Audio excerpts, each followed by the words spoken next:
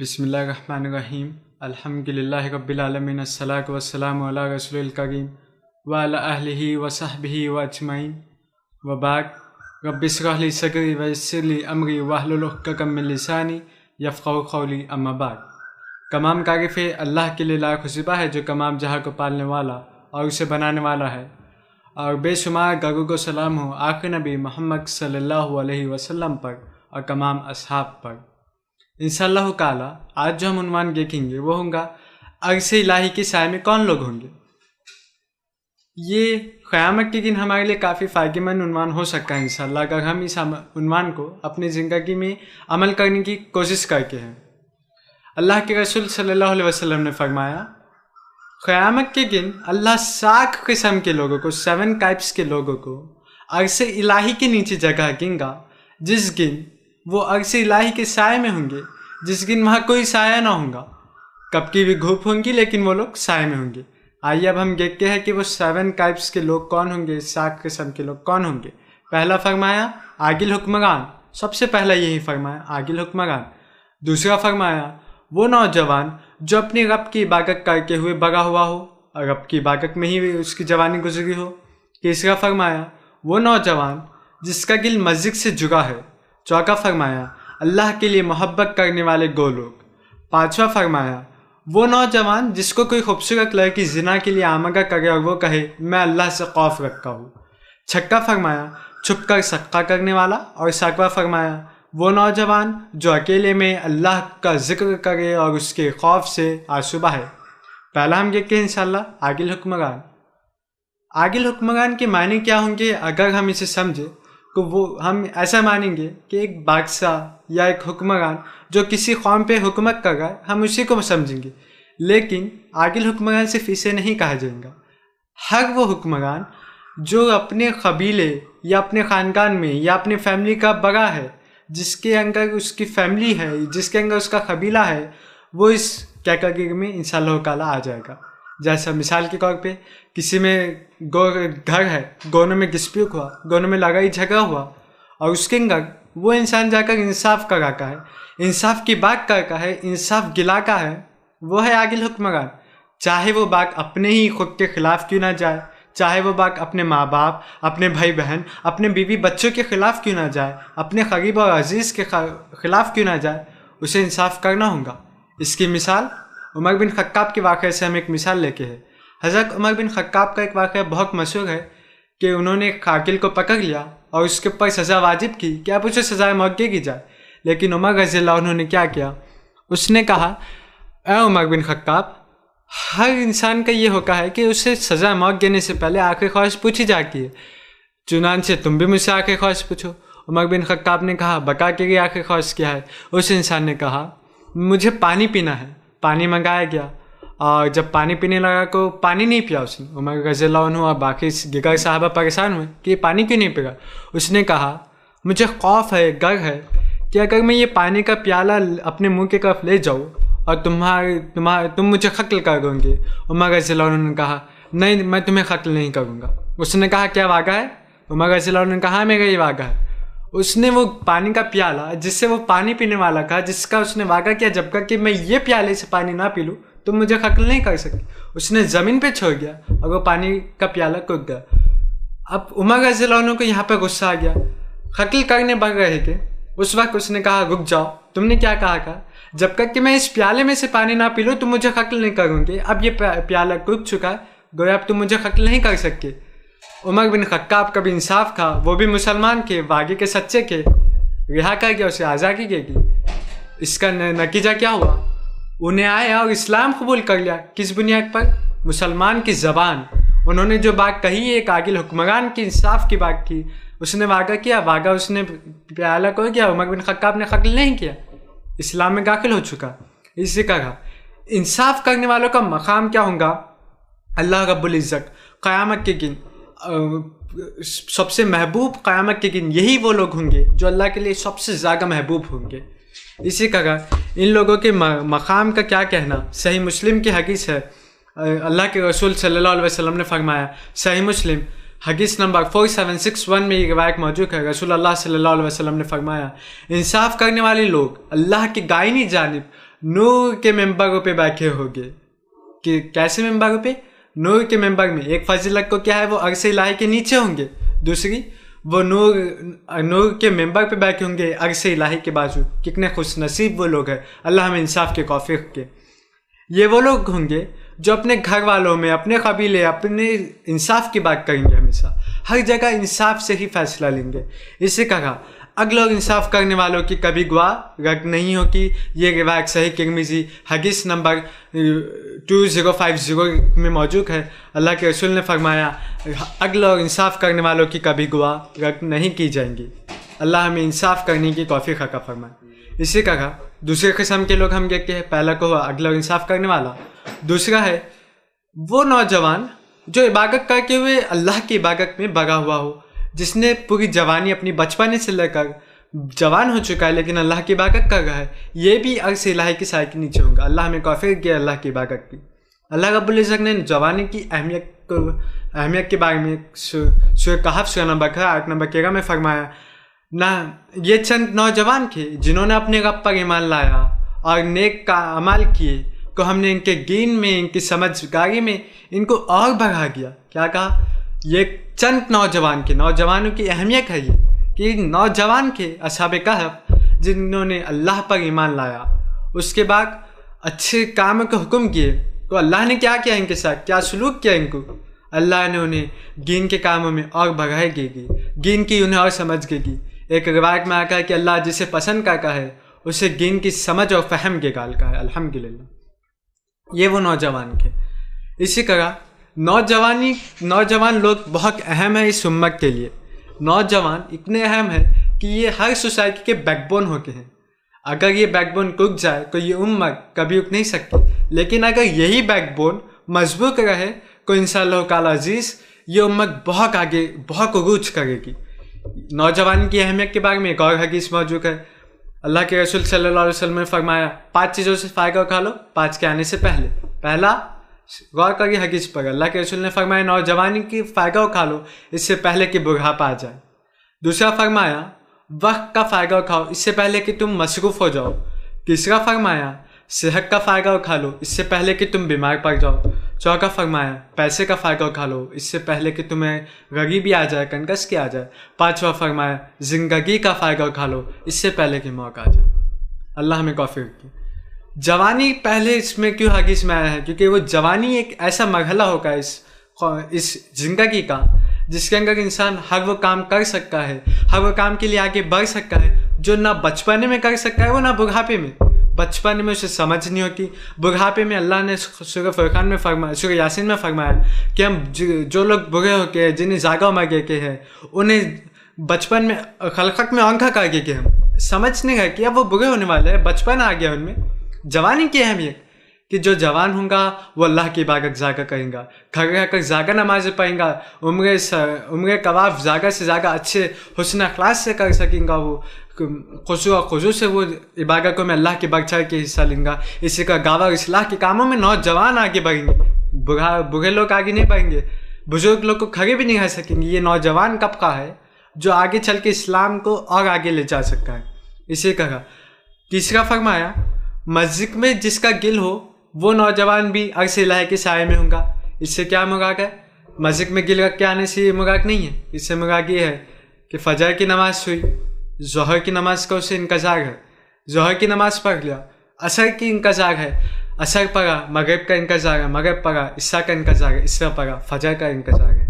ये वो नौजवान है जो हर वक्त अल्लाह की इबादत के लिए तैयार है, अल्लाह के घर में जाने और उसके सामने खड़े होने, उसके सामने नमाज पढ़ने के लिए वो तैयार है। ये वो नौजवान है जो अर्श इलाही के नीचे होगा।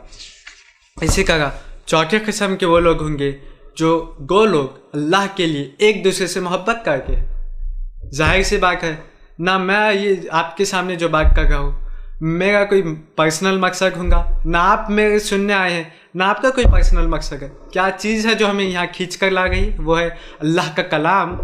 अल्लाह का कलाम है जिसको हम खींच कर उसके तरफ आ गए हैं। अल्लाह की बात सुनने के लिए हम लोग जमा हो गए हैं। ये भी अल्लाह की मोहब्बत है। अल्लाह के लिए, अल्लाह की मोहब्बत के खातिर हम एक दूसरे को सुनने पर मजबूर है, चाहे हम सुनना ना पसंद करें, मगर अल्लाह की محبت کے لیے ہم اسے سن رہے. اللہ سے دعا ہے کہ اللہ ہمیں عرش الہی کے سائے کے نیچے جگہ نصیب فرمائے, کیونکہ اللہ کے لیے ہم محبت کرنے والے بن جائیں. اللہ تعالیٰ قیامت کے دن کہیں گا کہاں ہیں وہ لوگ, اللہ آواز لگیں گا کہاں ہیں وہ لوگ جو لوگ میرے لیے اللہ کے لیے آپس میں محبت رکھے گئے, کہاں ہیں وہ لوگ. صحیح مسلم کی حدیث ہے یہ, حدیث نمبر 604 میں موجود ہے یہ. اللہ فرمائیں گا کہاں ہیں وہ لوگ جو ایک دوسرے سے محبت کر کے کہ میرے لیے آج میں انہیں عرش الہی کے نیچے جگہ نصیب کروں گا, سایہ دوں گا ان کو عرش الہی کا. کتنے خوش نصیب ہے کہ اللہ انہیں ان لوگوں کو بلا گا. اسی طرح ایک واقعہ کا ہے, رسول اللہ صلی اللہ علیہ وسلم فرماتے ہیں, صحیح مسلم کی حدیث ہے, حدیث نمبر 6049 میں موجود ہے. اللہ کے رسول صلی اللہ علیہ وسلم نے فرمایا, ایک شخص کا واقعہ بیان کیا کہ انسان کا جو ایک گاؤں میں اپنے بھائی سے ملنے کے لیے پہنچا, اللہ نے اس کے آزمائش کے لیے فرشتوں کو اس گاؤں میں پہنچنے سے پہلے تعینات کر دیا. اب جب وہ وہاں پر پہنچا تو اس فرشتے نے پوچھا کو کہاں جا رہا ہے. اس نے کہا میں فلاں بھائی سے ملنے جا رہا ہوں. فرشتے نے کہا کیا اس کا کچھ پر کوئی احسان ہے. عمومی طور پہ ہوتا یہ ہے کہ کسی نے ہم پر احسان کیا, کسی کے بوجھ کا لے ہم کبھی ہو جب ہی اس سے ملیں گے, اللہ کے لیے نہیں مل کے. اس نے کہا کیا کچھ پہ اس کا کوئی احسان ہے. اس انسان نے کہا نہیں, میں کو بس اللہ کے لیے اس سے ملنے جا رہا ہوں, اس کے خیر خیریت لینے جا رہا ہوں. فرشتے نے کہا جان لے کو اللہ کے لیے اس سے محبت کرتا ہے, اسی لیے اللہ بھی کچھ سے محبت کرتا ہے. کیا مقام مل گیا. اللہ جس سے محبت کرے کیا اس سے پوری دنیا رک سکے, نہیں. اس کے لیے کو ہر کام آسان ہے. کتنی بڑی فضیلت ہے جب اللہ کسی سے محبت کر لے. اسی طرح ان لوگوں کا بھی مقام نور کے ممبروں پہ ہوں گا. عرش الہی کے بازو وہ لوگ نور کے ممبر پہ بیٹھے ہوں گے. اور جامعہ کچھ صغیر کی روایت ہے, جامعہ کچھ صغیر حدیث نمبر 4321 میں موجود ہے. اللہ کے رسول صلی اللہ علیہ وسلم نے فرمایا یہ لوگوں کے مقام کو دیکھ کر, یہ لوگ جو اللہ کے لیے محبت کر کے یہ لوگ جس جگہ پہ بیٹھے ہوں گے, ان کے اس مقام کو دیکھ کر انبیاء, صدیقین, شہداء و صالحین بھی رس کریں گے کہ کیا مقام ملا ہے انہیں, کیا جگہ پہ بیٹھے ہیں یہ لوگ. کون لوگ رس کریں گے. انبیاء جو اللہ کے محبوب, سب سے افضل محبوب بن گئے ہیں, جو نبی بنا کر بھیجے گئے. شہداء جو اللہ کے لیے شہید ہوئے. صالحین اور صدیقین جو سچی بات کر کے ہے اور صالح لوگ ہیں, وہ لوگ ان کے مقام سے رس کریں گے. کس کا مقام ہے یہ, غور کرنے والی بات ہے. جو لوگ اللہ کے لیے محبت کر کے ہے یہ انہی لوگوں کا مقام ہے. اسی طرح پانچویں قسم, لوگ ایک کسی وہ نوجوان جسے کوئی خوبصورت لڑکی یا خوبصورت عورت اپنے طرف مائل کرنا چاہے اور وہ کہے انا خاف اللہ, میں اللہ سے ڈرتا ہوں, اللہ کا خوف ہے مجھے, وہ بھی نوجوان عرش الہی کے نیچے ہوں گا. وہ بھی نوجوانوں سے کیوں مراد ہے, کیونکہ اس فتنے میں زیادہ کر نوجوان ہی ملوث ہو کے ہیں. کسی کو دیکھ لیا, اسے پسند کر لیا, اور بعد میں جو ہوگا ہے ہم سب جان کے ہیں. یہ وہ لوگ ہیں. اسی کا اس کی بہترین مثال اللہ نے اپنے نبی کی سورہ یوسف میں, سورہ حضرت یوسف علیہ السلام کا پورا واقعہ بیان کیا کہ عزیز مصر کی بیوی نے اپنے طرف مائل کرنا چاہا.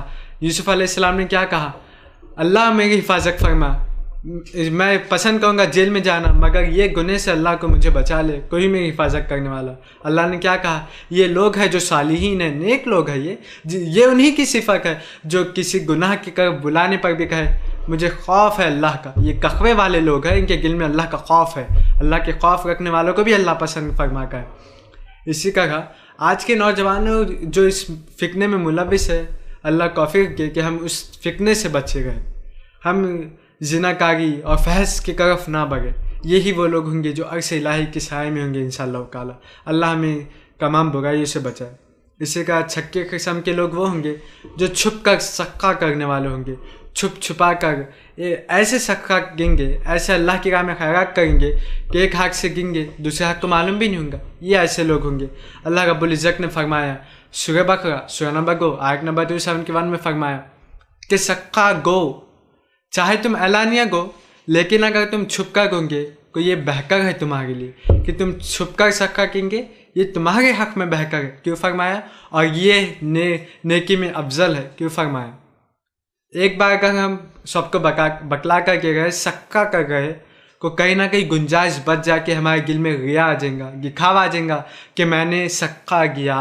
اتنے لوگوں نے مجھے دیکھا, کہیں نہ کہیں ریا آ جائے گا. اور ریا بھی شرک ہے ایک قسم کا, یہ چھپا ہوا شرک ہے جس سے اللہ کے رسول صلی اللہ علیہ وسلم نے بھی خوف بکایا، فرمایا کہ میں تم میں سے فتنے سے گاتا ہوں کہ وہ ہے چھپا ہوا شرک. دجال کے بعد کسی فتنے سے گاتا ہوں وہ ہے چھپا ہوا شرک. اللہ ہمیں اس کے حفاظت فرمائے، ریا ہمارے دلوں میں نہ آنا پائے، آمین. یہ وہ لوگ ہوں گے جو چھپ کر صدقہ دے کے ہوں گے، ان کے دلوں میں ریا نہیں آئے گا. اسی طرح صحیح ترمذی کی حدیث ہے، حدیث نمبر 2331 کہ میں اللہ کے رسول صلی اللہ علیہ وسلم نے فرمایا کہ مثال کی وہاں پر کہ جو قرآن بآواز بلند پڑھتا ہے اور جو صدقہ کھلم کھلا دیتا ہے، اس سے زیادہ افضل کو یہ ہے کہ وہ قرآن ہلو پڑھے. اور دوسرا فرمایا کہ صدقہ چھپ کر گے. کیوں فرمایا یہ؟ کہ اگر انسان قرآن بآواز بلند پڑھتا ہے تو اسے کہیں نہ کہیں دل میں لوگ سنیں گے کو کہیں گے ماشاء اللہ کیا خیرات ہے، وہ اپنے آپ کو خالی سمجھنے لگیں گا، اپنے آپ میں گھمنڈ کا تکبر آ جائیں گا کہ واہ میری تعریف ہو رہی ہے، ریا آ جائیں گا اس کے دل میں. تو ریا کی جگہ کاگی کہ بہتر یہ ہے کہ تم چھپ کر کام کرو. یہ بہتر ہے تمہارے حق میں کہ تم اللہ کے محبوب بن سکتے ہو. اس سے چھپ کر صدقہ دو تاکہ اللہ تمہاری نیکی میں اضافہ کرے. یہی بات اللہ نے سورہ بقرہ سورہ نمبر آیت نمبر 271 میں بھی فرمائی کہ چھپ کر صدقہ دو، اللہ تمہاری نیکیوں کو بڑھا دیں گا. کتنی افضل بات ہے. چھپ کر صدقہ دینا بہت مشکل ہے. ہر جگہ ہم جہاں پہ بھی صدقہ دینے جا کے کوئی نہ کوئی ہوگا، اس میں ہم کو بچ کر صدقہ دینا ہے. ریا سے ہمیں اللہ بچا لے گا انشاءاللہ تعالیٰ. جب ہم چھپ کر اللہ کی عبادت کی کریں گے، اللہ کے لیے صدقہ دیں گے، قرآن پڑھیں گے چھپ کر، یہ افضل ہے بنسبت اس چیز کے کہ ہم زور سے اور دکھلا کر لوگوں کو کریں. اس سے کہا ساتویں اور آخری قسم کے لوگ وہ ہوں گے جو اللہ کو اکیلے میں یاد کریں. بہت مشکل کام ہے اللہ کو اکیلے میں یاد کرنا، بڑا مشکل ہے. اللہ کو اکیلے میں یاد کرنا اتنا مشکل ہے. اسی طرح وہ لوگ اکیلے میں اللہ کو یاد کر کے اوپر سے فرمائے کہ آنسو بہائیں گے. کون لوگ ہوں گے؟ اللہ جنہیں عرش الہی میں جگہ نصیب فرمائے گا. یہ وہ لوگ ہوں گے جو اللہ کو چھپ کر اکیلے میں یاد کریں گے. کسی سے ان کا کوئی تعلق نہیں ہوگا. وہ اکیلے میں اللہ کے سامنے گرائیں گے، اللہ کی بات پہ غور و فکر کریں گے. اسی طرح اس میں علم بھی مراد ہے کہ علم جو حاصل کرتا ہے انسان، یہ بھی ایک قسم کی عبادت ہے. کیونکہ جب انسان علم حاصل کریں گا اللہ کا اور اس کے دین کا، تو وہ عبادتوں میں اور بھی زیادہ آگے بڑھ کے جائیں گا اور آگے اپنی عبادتوں میں اضافہ کریں گا. یہ وہ ہوں گا جو چھپ کر عبادت کریں گا. اب اسے معلوم ہو گیا کہ اس کا انجام کیا ہوگا. قیامت کے کنارے سے الہی میں جگہ نصیب ہوں گی. کس بنیاد پر؟ اس نے علم حاصل کیا اور چھپ کر اللہ کے سامنے رویا، اللہ کے سامنے اپنی بات پیش کی. یہ وہ لوگ ہوں گے جو عرش الہی کی جگہ نیچے ہوں گے. کون سے 7 قسم کے لوگ ہوں گے؟ پہلا عادل حکمران. دوسرا فرمایا وہ نوجوان جو اپنے رب کی عبادت کرتا ہوا بڑا ہوا ہو. تیسرا فرمایا وہ نوجوان جس کا دل مسجد سے جڑا ہو، جس کا تعلق مسجد سے ہو. چوتھا فرمایا وہ شخص جو اللہ کے لیے ایک دوسرے سے محبت کر کے ہے. پانچواں فرمایا وہ نوجوان جو زنا کے لیے بلایا جائے لیکن کہے کہ میں اللہ سے کرتا ہوں، اللہ کے لیے وہ گناہ کو چھوڑ کے. چھٹا فرمایا وہ شخص جو چھپ کر صدقہ دے، سب سے مشکل کام چھپ کر صدقہ دینا. اور ساتواں فرمایا اکیلے میں تنہائی میں اللہ کو یاد کرے اور اللہ کی یاد میں اپنے آنسو بہائے. اللہ سے دعا ہے کہ اللہ ہم ان تمام صفاتوں میں سے کم ایک صفت کو بھی دے گے جس کے بنیاد پر ہم عرش الہی کے نیچے اللہ کے سائے میں ہم لوگ موجود ہو. میں اپنی بات یہیں پر ختم کروں گا. اللہ سے دعا ہے کہ اللہ ہمیں جب بھی موت کے کلمہ پہ موت دے اور اللہ کی ان محبوب بندوں میں ہمیں شمار کرے. یہ لوگ وہ ہوں گے جو نیک لوگ ہوں گے، جو نبیوں اور صدیقین اور شہداء صالحین کے ساتھ ہوں گے، جو رسولوں کے ساتھ ہوں گے. اللہ سے دعا ہے کہ اللہ ہمیں کہنے سننے سے زیادہ عمل کی توفیق عطا فرمائے. وآخر دعوانا الحمد للہ رب العالمین. سبحان ربک رب العزۃ عما یصفون وسلام علی المرسلین والحمد للہ رب العالمین.